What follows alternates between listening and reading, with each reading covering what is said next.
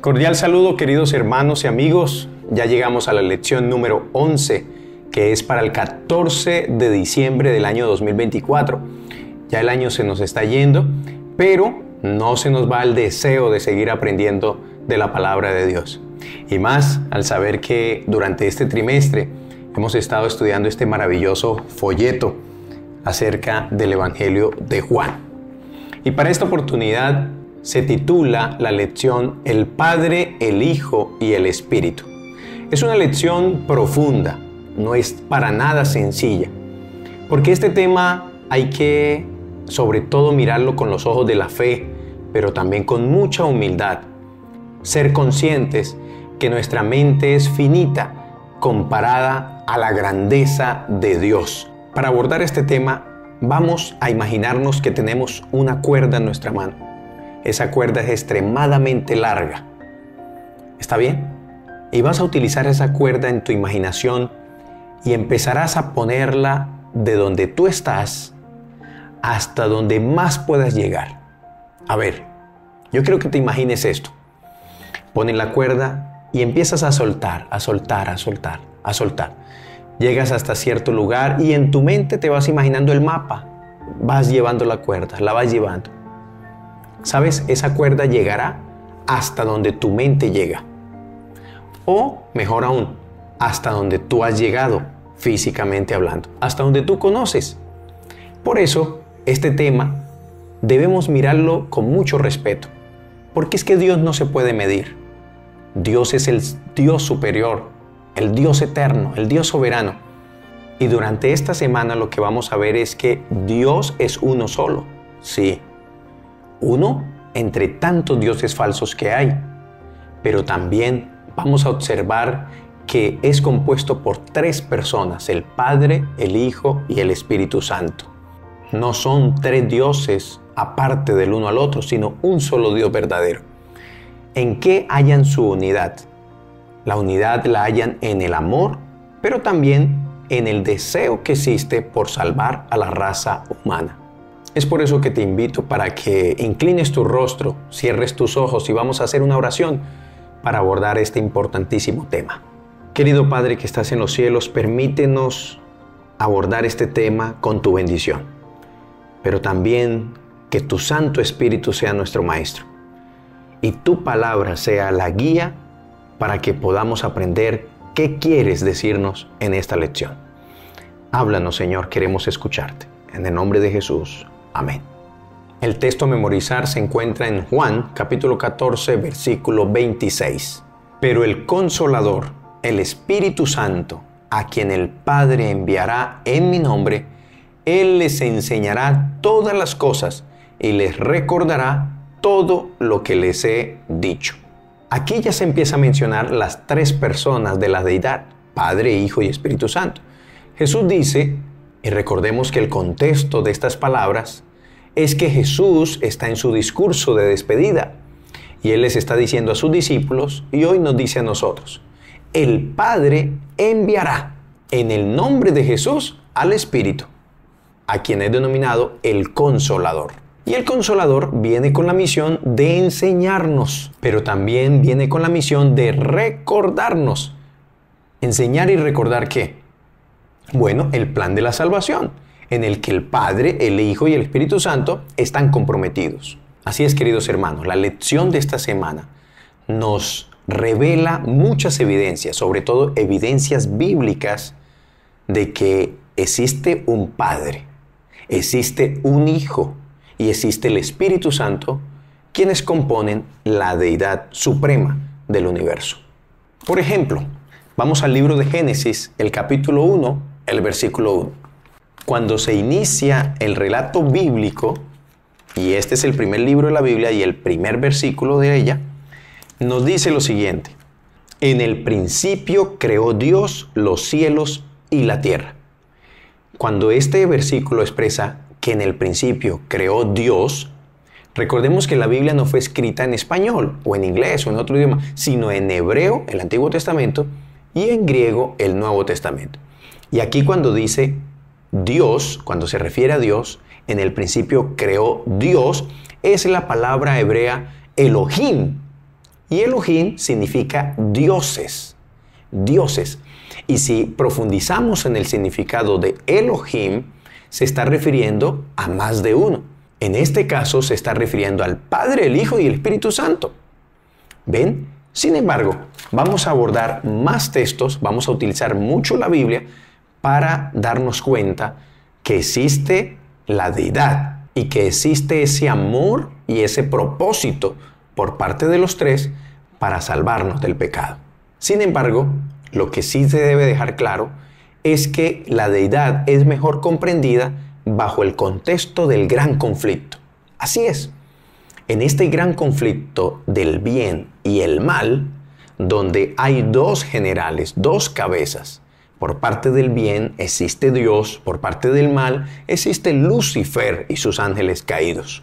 Si miramos ese gran conflicto, podremos comprender cuál es la función del Padre, cuál es la función del Hijo y cuál es la función del Espíritu Santo. Por eso acompáñame a tener a la mano la Biblia, la palabra de Dios, porque vamos a leer varios textos. Vale la pena recordar que este gran conflicto comenzó en el cielo. La Biblia expresa, por ejemplo, en Isaías 14, en Ezequiel 28, también Apocalipsis capítulo 12, dice que Satanás, quien era llamado Lucifer, se rebeló contra Dios. Empezó a acusarlo, a decir que era un Dios tirano, que exigía obediencia y, de manera sutil, engañó a la tercera parte de los ángeles, haciéndole creer que Dios era así. Y se propusieron hacer un golpe de estado. Así que se rebelaron contra Dios y la Biblia, especialmente en Apocalipsis 12, dice que hubo una gran guerra en el cielo. Miguel y sus ángeles combatieron contra Lucifer y sus ángeles. Y no prevalecieron, sino que fueron expulsados, es decir, perdió la batalla Lucifer y fueron expulsados. ¿A dónde fueron expulsados? Empezaron ellos a vagar por todo el espacio, por el universo. Como no se le dio entrada, este mundo estaba recién creado. Por lo tanto, el diablo, dice el libro de Génesis, se hizo pasar por serpiente, se disfrazó de serpiente. Le dijo a la parejita Adán y Eva, ustedes no van a morir, vengan, coman de este árbol. Dios les está negando comer de él porque él sabe que el día que lo hagan van a ser como dioses y Dios no quiere competencia. Así que creó la duda en Eva. Finalmente la Biblia dice que Eva terminó comiendo de ese fruto prohibido. Ahora, imagínate lo siguiente. Esa rebelión de Satanás ahora fue trasladada a esta tierra. Cuando Eva es seducida por los engaños de Lucifer, de Satanás, ella come del fruto y además de eso da de comer a su marido, a Adán. Cuando los dos pecan, la Biblia relata en el libro de Génesis, el capítulo 3, que ellos se avergonzaron, que ellos sintieron miedo, por lo tanto se escondieron. Cuando Dios allí en el jardín del Edén baja, Él pregunta, ¿dónde estás? ¿Por qué te escondes?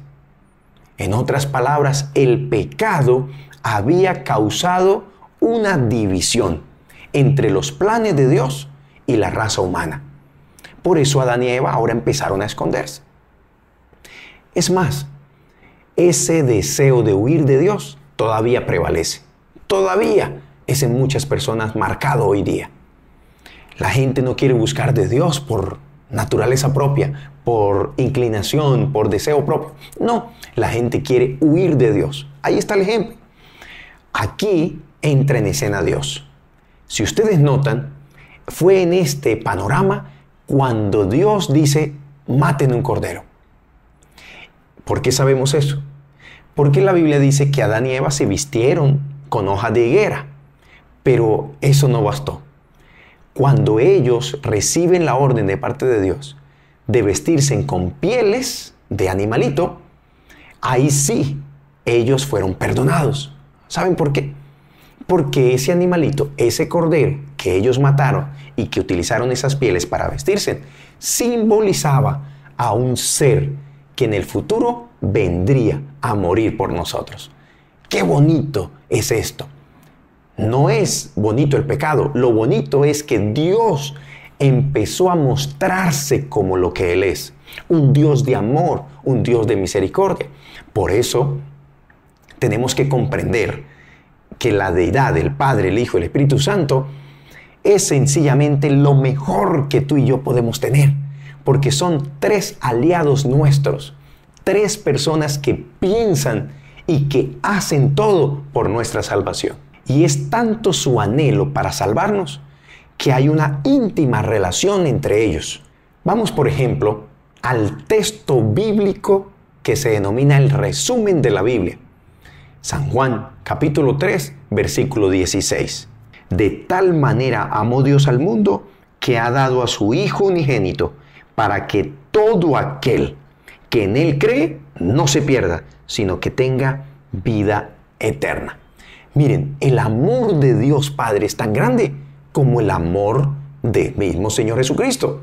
El Padre permitió que Jesús levantara su mano cuando Adán y Eva pecaron. Dios había dicho, si comen de ese árbol van a morir. Pero Jesús levantó su mano y dijo, no, Padre, yo los amo a ellos. Y yo sé que tú también los amas a ellos. Por eso envíame a mí, yo iré a morir por ellos. Así que esas pieles de ese cordero empezaron a simbolizar la misma muerte del Señor Jesucristo. Pero ahora vamos al capítulo 6, versículo 57 del Evangelio de Juan. Miren lo que dice. Así como me envió el Padre viviente y yo vivo por el Padre, también el que me come vivirá por mí. Aquí lo que está diciendo Dios es que el Padre lo envió, pero lo envió no de manera obligatoria, sino que lo envió en respuesta también a su deseo por parte de Jesús de venir a morir por nosotros. Así que aquí se encuentra una unidad en la misión. ¿Cuál misión? La misión de salvarnos, puesto que la paga del pecado, dice la Biblia, es la muerte. Eso le tocaba a Adán y Eva, pero finalmente no murieron cuando pecaron. Y transgresión a la ley es pecado, y pecado conduce a la muerte. Mas la dádiva de Dios, dice Romanos 6:23, es vida eterna. ¿Cuál es la dádiva? El mismo Señor Jesucristo. Por eso Él dice, el Padre me envió. Como Él propuso, yo acepté. Es lo mismo como si yo hubiese propuesto venir a morir y el Padre aceptó. Porque lo que Él piensa, lo que Él desea, la misión que Él tiene, es lo mismo, lo que yo pienso, lo que yo deseo y la misión que tengo. Ahora vamos al capítulo 5, versículo 30. Miren lo que dice. No puedo yo hacer nada por mí mismo. Según oigo, así juzgo. Y mi juicio es justo, porque no busco mi voluntad, sino la voluntad del Padre que me envió. ¿Ven? Aquí se nota que Jesús quería hacer la voluntad del Padre. Y el Padre, Él dice, me envió. ¿Lo envió a qué? A la misión que por parte y parte les nace de corazón. Venir a salvar la raza humana. Ahora vamos al capítulo 14, versículo 24. Mira lo que dice la palabra de nuestro Dios. El que no me ama no guarda mis palabras. Y la palabra que habéis oído no es mía, sino del Padre que me envió. Aquí Jesús, como en otras oportunidades, resalta que el Padre lo había enviado, porque de tal manera amó Dios al mundo que dio a su Hijo unigénito. ¿Ven? Así que el Padre, aquí Jesús lo deja en evidencia. Mi Padre existe. Yo existo como hijo, pero hay un Padre y es mi Padre celestial. Ahí se muestra la estrecha relación entre el Padre y el Hijo. Ahora miren, mis queridos hermanos, aquí hay algo importante que debemos abordar. Hay personas, incluso cristianos, que argumentan que el Padre y el Hijo son uno solo. Es decir, que no hay un Padre aparte, que no hay un Hijo aparte. No, que Jesús es a la vez el Padre. Que la esencia del Padre está en Jesús, que la esencia de Jesús está en el Padre. Que realmente no son dos personas aparte, sino uno solo, una sola persona. y utilizan o malversan o tergiversan el significado de lo que dice Juan capítulo 14, versículo 10. Miren lo que dice. ¿No crees que yo soy en el Padre y el Padre en mí? Las palabras que yo hablo no las hablo por mi propia cuenta, sino que el Padre que vive en mí, Él hace las obras. Utilizan textos como este. Ahí, mire, Jesús vive en el Padre vive en Jesús. ¿Ve? No hay dos personas, hay una solo. Y pueden utilizar otros textos más. Vamos al capítulo 10, versículo 30. 10:30, mire lo que dice. El Padre y yo somos uno. ¿Ven? Otro texto más que malinterpretan. Y si vamos al versículo 38, mire lo que dice. Pero si las hago, aunque no me creáis a mí, creed a las obras, para que conozcáis y creáis que el Padre está en mí y yo en el Padre. Así que aquí vienen unas aclaraciones muy importantes. ¿Por qué muchos malinterpretan estas expresiones de Jesús? Dando a entender que Jesús y el Padre son uno solo en sustancia, en persona, en todo, un solo ser. Si fuese una unidad en forma, en sustancia, en un solo ser, ahora quiero poner otro texto para que lo analicemos. Juan capítulo 14, versículo 20. En aquel día vosotros conoceréis que yo estoy en mi Padre, y vosotros en mí, y yo en vosotros. Miren qué bonito esto. Si fuese una unidad en forma, en sustancia, entonces Dios, aquí Jesús, está diciendo, yo y mi Padre somos uno. Así como ustedes, al creer en mí, yo estaré en ustedes y ustedes estarán en mí. Aquí hay algo profundo, pero a la vez sencillo. Cada uno de nosotros tenemos nuestro propio cuerpo. Somos personas independientes. Y Jesús dice que si nosotros creemos en Él, nosotros estaremos en Él. Pero, ¿estamos en forma y en sustancia siendo uno solo? No, mis queridos. Es que cuando uno acepta a Jesús, cuando uno rinde la vida a Él, pasa a conocerlo, pasa a andar con Él y pasa a reproducir su carácter en la vida. ¿Ven? En eso se trata la unidad. La unidad en propósito, la unidad en buscar las cosas celestiales, la unidad en los planes, no para esta tierra, sino para el reino de los cielos. Así que cuando la Biblia presenta la unidad del Padre con el Hijo, es una unidad en propósito, una unidad en carácter, una unidad en poner en marcha el plan de la salvación. Mas no una unidad en sustancia, en forma, en persona. No, son dos personas diferentes. Miremos ahora el capítulo 16, versículo 23. Miren lo que dice. En aquel día no me preguntaréis nada. De cierto os digo, que todo cuanto pidáis al Padre en mi nombre, os lo dará. Miren, si fueran dos personas en una realmente, ¿por qué Jesús reitera que cuando oramos a Dios, si lo hacemos en el nombre del Padre, el Padre nos oirá? Si fuesen una sola persona, diría más bien diferente. Todo lo que me pidan a mí, yo se lo concederé. En cambio, Jesús siempre resaltaba, siempre daba a conocer que existía el Padre. Aparte de Jesús, existe Dios Padre. Ahora vamos al capítulo 6, versículo 40. Seguimos en este estudio interesante, por eso estoy aquí sentado con la Biblia en mano, para que tú y yo también podamos extraer y profundizar esta lección. Versículo 40 del capítulo 6. Miren lo que dice la palabra. Y esta es la voluntad del que me ha enviado. Jesús vuelve a decir, hay un ser que es mi Padre que me ha enviado. Que todo aquel que ve al Hijo y cree en Él tenga vida eterna. Ahí está el propósito. Ahí está la unidad. Padre, Hijo y también Espíritu Santo, lo que piensan y todo lo que hacen es en pro de que tú y yo tengamos vida eterna. Un texto más, vamos al capítulo 5, versículo 17. Mire lo que dice. Jesús le respondió: mi Padre hasta ahora trabaja y yo trabajo. ¿Ven? Los dos están trabajando. ¿En qué están trabajando? Recordemos el gran conflicto. Nuestro destino es la muerte eterna. O era, mejor, la muerte eterna. Hasta que Cristo vino y pagó el precio de nuestra salvación en la cruz del Calvario. Por eso si analizamos los dos maderos, el vertical y el horizontal que se utilizó para que el cuerpo de Jesús colgara, ahí hay una simbología, ahí hay algo muy profundo. Y es que el madero vertical estaba conectándonos a nosotros, la raza humana, con Dios Padre.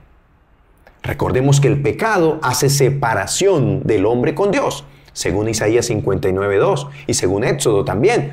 Ahí expresa que no hay hombre pecador que vea a Dios Padre y siga viviendo. No, porque el pecado nos causó separación entre Dios y nosotros. Pero esa separación se quitó, se abolió tan pronto Jesús estuvo colgando en el madero. ¿Ven? Jesús, el palo vertical, nos estaba uniendo, conectando con el Padre Celestial. Aún hoy día, Jesús es el mediador entre nosotros y Dios. Eso lo dice el apóstol Pablo. Pero el otro madero, el madero horizontal, simboliza que a través de Jesús también Él nos abraza. Él nos recibe tal y como estamos. Debemos ir a Él, aceptarlo a Él. Y si lo aceptamos a Él, estamos aceptando al Padre. Y si lo aceptamos a Él, estamos diciendo no a la muerte eterna, sino a la vida eterna en Cristo Jesús. Qué bonito saber esto. Qué maravillosa es la palabra de Dios. Ven, el Padre, el Hijo y el Espíritu Santo están interesados en nuestra salvación. Por eso quiero leer a continuación un párrafo del deseado de todas las gentes. Mira lo que dice.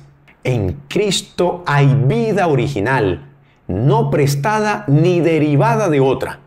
La divinidad de Cristo es la garantía que el creyente tiene de la vida eterna. ¿Ven? Jesús tiene vida por sí mismo. No es que el Padre lo haya creado, no, sino que Jesús mismo es Dios. Él existe por los siglos de los siglos.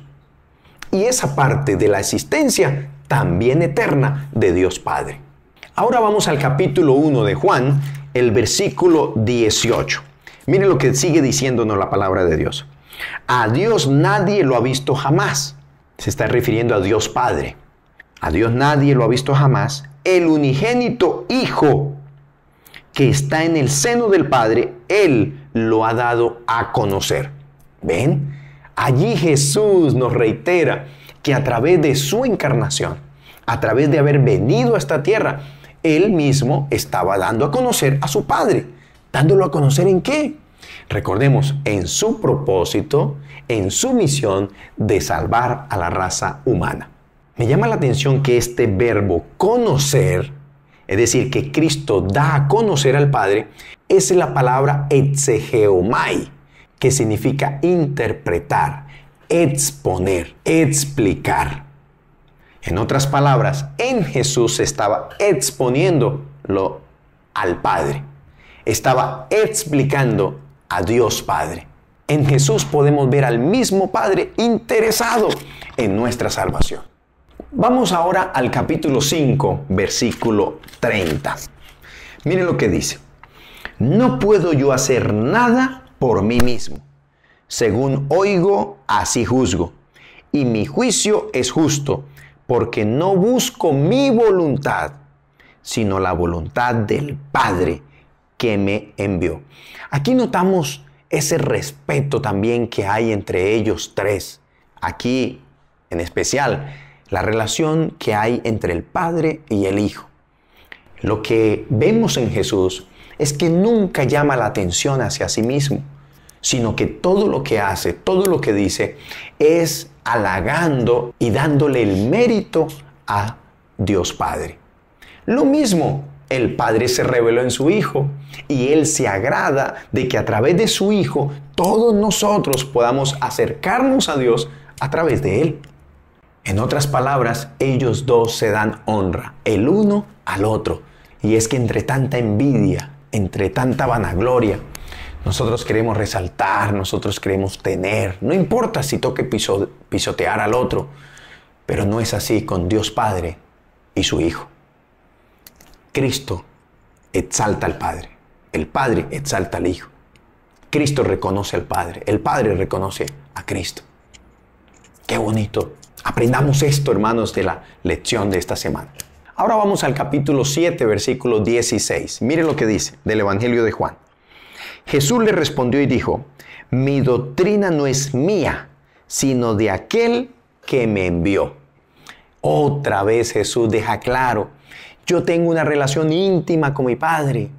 Por eso reconoce Jesús constantemente, como así lo venimos comprobando en la Biblia, que el Padre lo envió. ¿Ven? Que Él sí vino por voluntad también, pero exalta al Padre. Dice: el Padre me envió. Aquí estoy porque mi Padre me envió. Una estrecha relación para salvarnos. Gloria a Dios por esto. Y es que, hermanos queridos, a lo largo de toda la Biblia podríamos aquí pasar mucho tiempo buscando un texto y el otro. Pero yo quiero dejar claro que no solamente en el Evangelio de Juan, sino que en toda la Biblia, como ya mencionamos, el primer versículo de la Biblia, existe Dios Padre, Hijo y Espíritu Santo. Lo que pasa es que como nosotros queremos comprobarlo todo, nosotros queremos ser saciados con el conocimiento, pero en este caso, esto es un misterio. Un misterio que aunque hay revelación, muchos no quedan satisfechos. Muchos quieren encasillar a Dios en algo tan pequeñito como es la mente. Por eso puse el ejemplo de la cuerda. Intenta con esa cuerda imaginaria darle la vuelta al mundo. Llegarás hasta donde conoces. No podrás llegar a todas partes del mundo con esa cuerda imaginaria. No. Y si lo haces, lo tendrás que hacer con un mapa. Si no has ido a esos lugares por todo el mundo y quieres ir con la cuerda imaginaria, tendrás que hacerlo con el mapa. Pero existe un mapa para ayudarte. En este caso, para nosotros comprender a Dios, el Señor ha dejado un mapa, que es la Biblia. Y nosotros como niños tenemos que creer que hay una unidad en tres personas. Y esa unidad no es que sea un solo Dios en forma, en sustancia, en persona, sino un solo Dios en propósito, en el deseo de salvar. Por ejemplo, lo que dice Deuteronomio capítulo 6, que es utilizado también por muchos cristianos, que Jehová uno solo es. Sí, uno solo entre tantos falsos dioses. Eso es lo que se refiere el texto bíblico. Entre tantas teorías acerca de deidades, de dioses, hay uno solo, que es verdadero. Pero retomemos aquí otros versículos que quiero darte para seguir dejando claro que Dios es en tres personas diferentes, con un solo propósito, con un solo deseo de salvarnos. Vamos, por ejemplo, a la ocasión cuando Jesús fue bautizado. Acompáñeme al Evangelio de Mateo, Mateo el capítulo 3. Miren lo que dice la palabra de Dios, versículos 16 y 17. Y Jesús, después que fue bautizado, subió del agua. Y en ese momento los cielos le fueron abiertos y vio al Espíritu de Dios que descendía como paloma y se posaba sobre él. Aquí Jesús ve el Espíritu Santo descender, que es otra persona de la deidad, el Espíritu Santo. Pero mire lo que dice el versículo 17.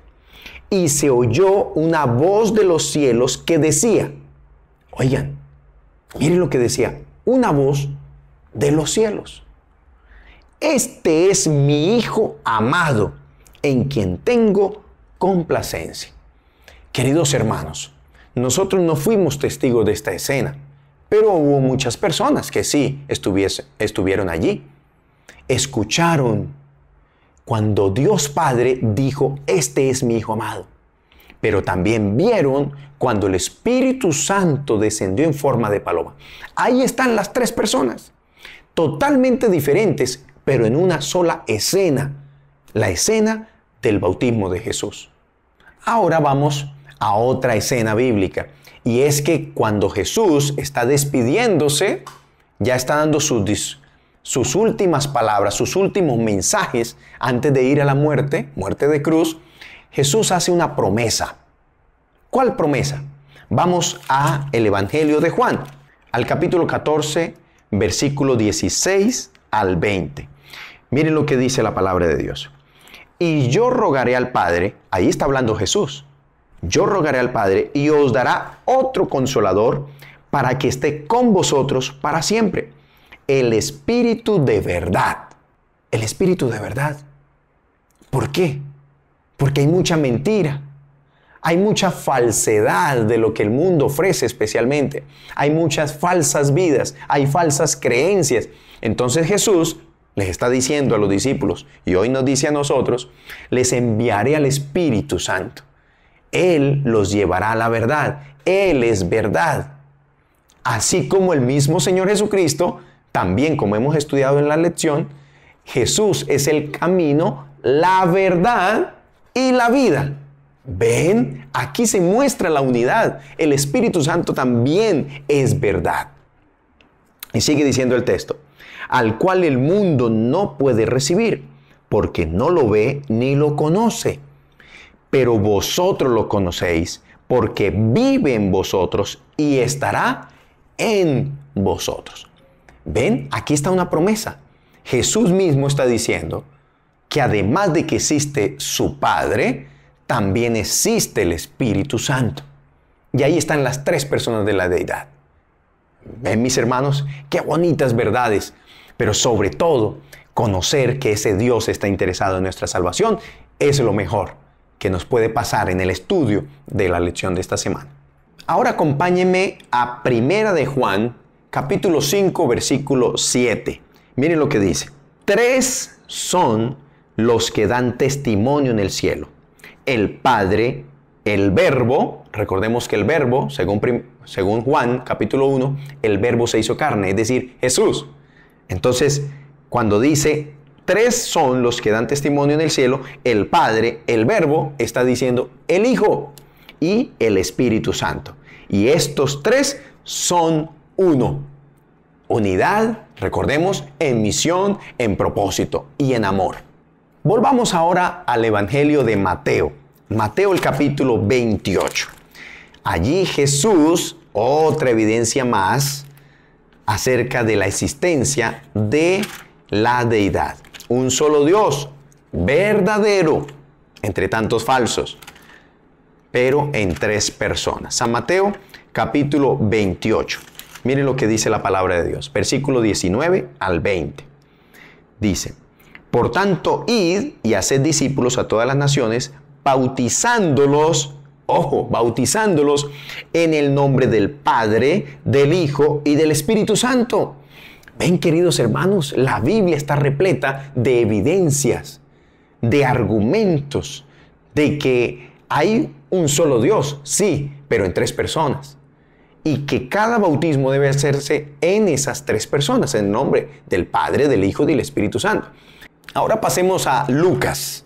Lucas el capítulo 1, versículo 35 dice, respondiendo el ángel le dijo, el Espíritu Santo vendrá sobre ti y el poder del Altísimo, del Padre, te cubrirá con su sombra, por lo cual también el santo ser, y ojo, está con S mayúscula, santo ser, que va a nacer será llamado Hijo de Dios.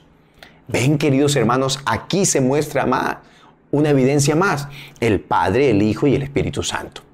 Ahora hagámonos una pregunta, queridos hermanos y amigos. ¿Por qué es tan importante la labor o la obra del Espíritu Santo? ¿Por qué? Acompáñenme por favor a Juan, el capítulo 3. Al capítulo 3, versículos 5 al 8. Miren lo que dice. Respondió Jesús, de cierto te digo, que el que no nace de agua y del Espíritu no puede entrar en el reino de Dios.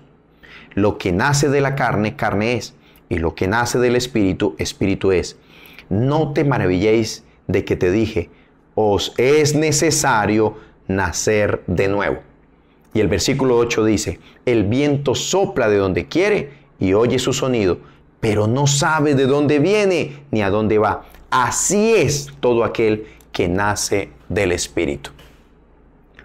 Es muy importante la obra del Espíritu, porque el mismo Señor Jesucristo dijo que a través de Él podemos nacer de nuevo. Y cuando una persona nace de nuevo, es porque acepta a Jesús como el Salvador de su vida. Es porque cree en su palabra, cree en el plan de la redención. Y por eso acepta. Quien nos lleva a aceptar el sacrificio de Jesús es el Espíritu Santo.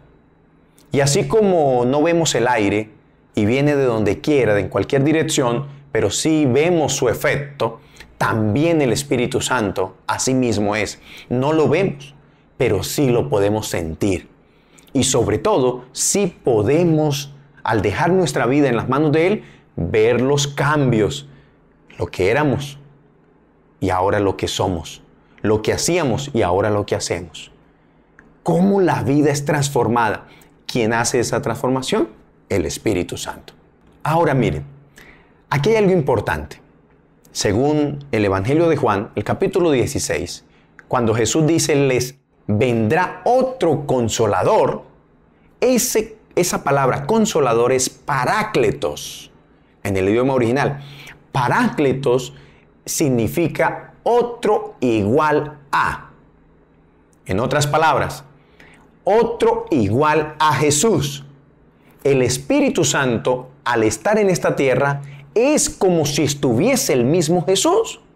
Pero también, recordemos, como los tres tienen una unidad perfecta en su amor, en propósito y en misión para salvar, entonces el Espíritu Santo hace honor al Hijo, el Espíritu Santo hace honor al Padre, así como el Padre hace honor al Hijo, así como el Padre hace honor al Espíritu Santo, así como el Hijo hace honor al Espíritu Santo y hace honor al Padre. Una estrecha relación, tremendo, hermanos.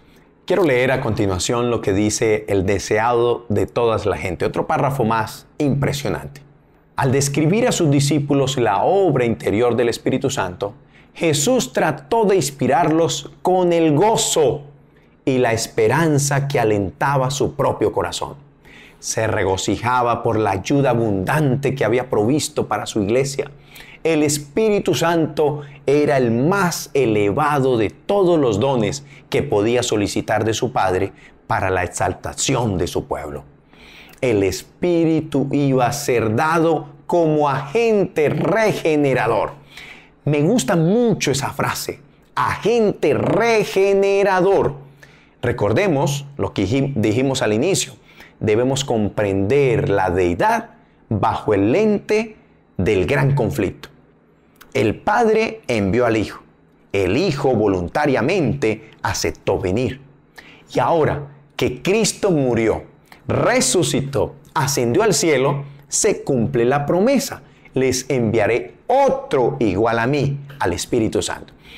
Y la función del Espíritu Santo es ser un agente regenerador. ¿Por qué? Porque estamos degenerados, porque el pecado nos está llevando a la ruina, porque el pecado nos está destruyendo, porque el pecado nos está separando de Dios, porque el pecado nos lleva a la muerte eterna. Y entonces Dios, que es amor, dice, bueno, a través del Espíritu Santo, quien lo acepte, quien lo reciba, quien clame por Él, su vida va a empezar a regenerarse. Su vida va a empezar a tener un giro, ya no a la muerte, sino hacia la vida. Gloria sea a nuestro Dios. Él empieza a quitar lo dañado y empieza a implantar su fruto: gozo, paz, paciencia, benignidad, fe, templanza, dominio propio. Su fruto, mansedumbre. ¡Qué bonito, hermanos! La obra del Espíritu Santo es regenerarnos, es quitar lo malo, arrancar lo malo. Es como cuando una plantica está envuelta de hierba y la está ahogando. El Espíritu Santo quita la hierba. El Espíritu Santo hace nuevamente florecer la plantica. Esa es la labor del Espíritu Santo. Sigamos leyendo el párrafo. Y sin esto el sacrificio de Cristo habría sido inútil. ¡Ay, qué poderosa frase! Así es, si el Espíritu Santo no estuviese en esta tierra, de nada serviría el sacrificio de Jesús. Porque Él, aunque murió por todos, ha dejado el Espíritu Santo para que todo aquel que en Él crea no se pierda, sino que tenga vida eterna. Así que Dios es tan lindo que sabe que necesitamos de una ayudita, de un empujoncito. Por eso ese empujoncito, esa ayudita la da el Espíritu Santo. El poder del mal se había estado fortaleciendo durante siglos. Y la sumisión de los hombres a este cautiverio satánico era asombrosa. El pecado podía ser resistido y vencido únicamente por la poderosa intervención de la tercera persona de la deidad, quien iba a venir no con energía modificada, sino en la plenitud del poder divino. ¡Qué poderoso argumento! No solamente el Espíritu Santo nos lleva a aceptar a Jesús, no solamente el Espíritu Santo implanta en nosotros su fruto, sino que ahora lo que nos está tratando de decir este párrafo es que empieza una batalla en nuestro corazón. Nuestra naturaleza pecaminosa nos lleva al pecado, nos lleva a la maldad. Y ahora cuando aceptamos al Espíritu Santo y lo pedimos con fe y Él nos inunda la mente y el corazón, la vida entera, empieza a regenerar, sí. Empieza a transformar, sí. Pero también empieza a darnos fuerza para poder vencer el pecado. ¡Qué maravillosa es la obra del Espíritu Santo! Si Él no existiera, seríamos soldados derrotados. Estaríamos tendidos en el campo de batalla, ya derrotados. Satanás habría ya ganado. Pero es por la obra del Espíritu Santo. Él es el que viene y nos convence, nos habla, como decimos, a la conciencia, la voz de la conciencia. Nos redarguye, nos exhorta, nos dice, hijo, hija, esto es pecado, eso está mal. No hagas esto, no digas esto. El Espíritu Santo nos insta a estudiar la Biblia, el Espíritu Santo nos llama, el Espíritu Santo hace que en momentos difíciles tomemos buenas decisiones. El Espíritu Santo nos toma de la mano porque nos ama y porque Él sabe que hay un conflicto entre el bien y el mal y quiere ayudarnos. Amén. Ahora pasemos a la última parte de la lección de esta semana y es la oración de Jesús, la última oración prácticamente de Jesús. Ya en su discurso de despedida, Jesús hace una oración y esa oración la encontramos en Juan capítulo 17. Aquí hay algunos datos muy importantes. Jesús ya se está despidiendo y eleva esta oración. Él ora por sus discípulos y oró también por nosotros. En el versículo 1 dice, estas cosas habló Jesús y levantando los ojos al cielo dijo, Padre, la hora ha llegado. Glorifica a tu Hijo, para que también tu Hijo te glorifique a ti. Así que llegaba la hora de la muerte de Jesús. Un momento difícil, fuerte, doloroso, catastrófico a nivel global, a nivel universal. Pero era un momento de glorificación. ¿Por qué? Porque a través de la muerte de Jesús se estaba exaltando al Padre que lo había enviado. Y a través de la muerte de Jesús se estaba autorizando que el Espíritu Santo viniera a hacer su obra de transformación en los corazones humanos. Y el versículo 3 dice, y esta es la vida eterna, que te conozcan a ti, el único Dios verdadero, y a Jesucristo, a quien has enviado. Y ahora el versículo 6 dice, he manifestado tu nombre a los hombres que del mundo me diste, tuyos eran y me los diste y han guardado tu palabra. Saben, queridos hermanos, aquí aparece en escena la palabra, la Biblia. Dios ha dejado su palabra porque Él sabe que a través de ella ilumina nuestro camino. Por eso el diablo odia también la Biblia. Te invito para que la estudies, te invito para que te refugies en ella y sobre todo descubras ese Dios de amor que busca nuestra salvación. El versículo 9 dice, yo ruego por ellos, no ruego por el mundo, sino por los que me diste, porque tuyos son. Y todo lo mío es tuyo y lo tuyo es mío, y he sido glorificado en ellos. Versículo 14, yo les he dado tu palabra y el mundo los odió porque no son del mundo, como tampoco yo soy del mundo. Y el versículo 15, miren lo que contiene la oración final de Jesús. No ruego que los quites del mundo, sino que los guardes del mal. ¡Qué poderoso! Dios nos ama tanto que está siempre intercediendo, siempre guardándonos, siempre protegiéndonos del mal, de las seducciones del mundo. Porque Jesús sabe que su sacrificio ya fue hecho, pero ahora depende de nosotros. Depende que tú y yo le imploremos al Espíritu Santo que inunde nuestra vida. Y si lo hacemos, el Espíritu Santo nos apartará poco a poco del mundo y nos acercará más y más a la Biblia, a su palabra, pero más y más también al reino de los cielos. Y ahora vamos al versículo 17. Mire lo que dice. Santifícalos en tu verdad, tu palabra es verdad. Por eso, queridos hermanos, hagamos de la Biblia el manual de nuestra vida. Creamos a la palabra de Dios. Este mundo está llegando a su fin.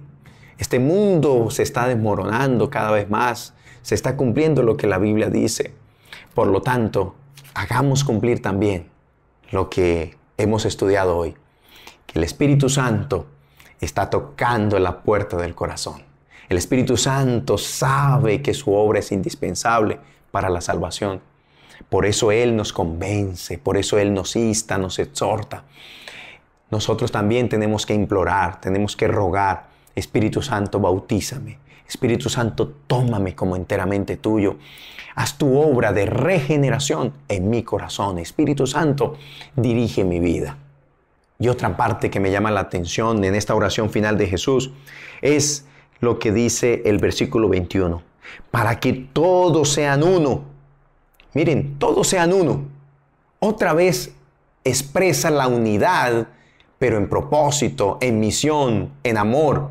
Así como esa unidad que tiene la deidad, el Padre, el Hijo, el Espíritu Santo.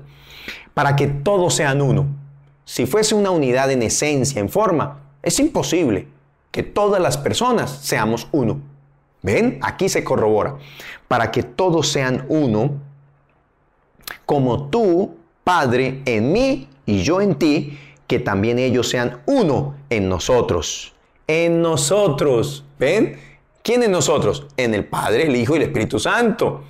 Una unidad en propósito, no una unidad en forma, en persona. No. Así que, qué poderosa es la Biblia para que el mundo crea que tú me enviaste. Aquí habla de la unidad. El deseo de Dios es que seamos unidos. ¿Unidos en qué, hermanos? Hoy en día hay mucha división. Hoy en día unos quieren hacer una cosa, otros quieren hacer otra. Unos piensan de una manera, otros piensan en otra. Y sí, hasta al fin y al cabo es bonito. Pero en cuestión de salvación tenemos que ser unidos. En cuestión de ser útiles en las manos de Dios tenemos que ser unidos. Así como el Padre, el Hijo y el Espíritu Santo son unidos en su amor, tenemos que ser unidos nosotros, como hijos de Dios, en amor.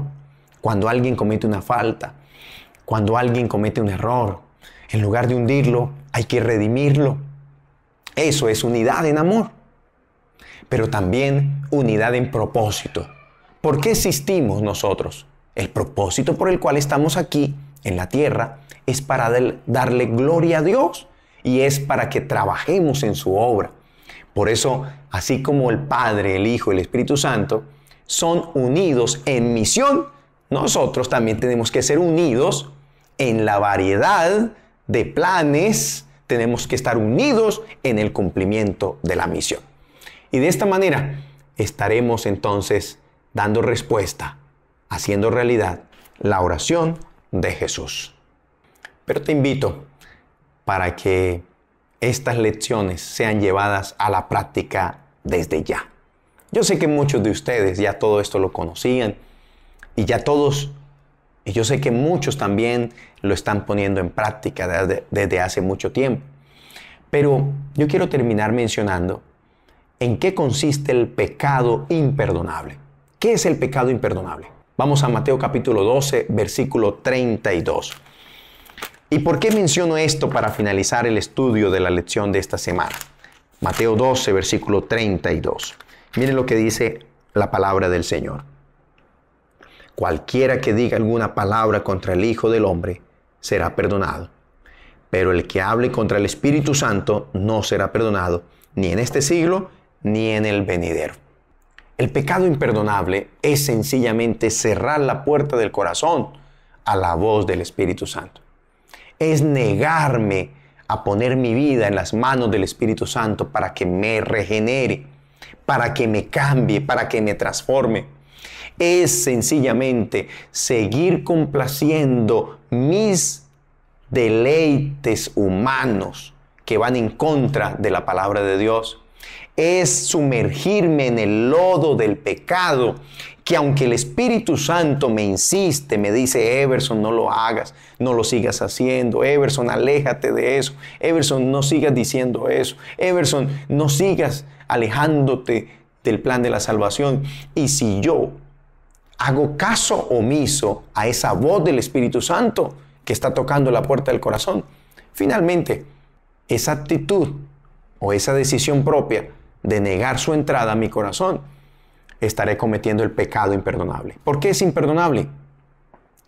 Porque si finalmente no me arrepiento, si finalmente no rindo mi vida a Él, me estaré perdiendo.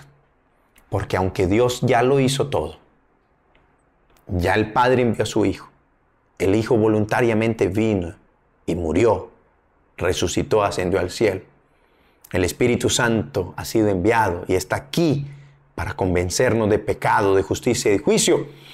Si nosotros negamos esa obra maravillosa del Espíritu Santo, estaremos nosotros mismos siendo llevados por voluntad propia a la muerte eterna. Por eso es imperdonable.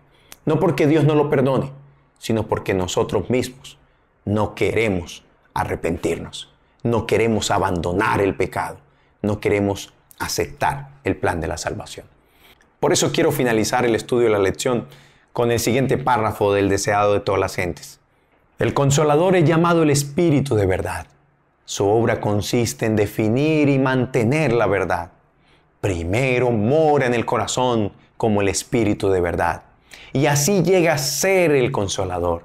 Hay consuelo y paz en la verdad, pero no se puede hallar verdadera paz ni consuelo en la mentira de este mundo.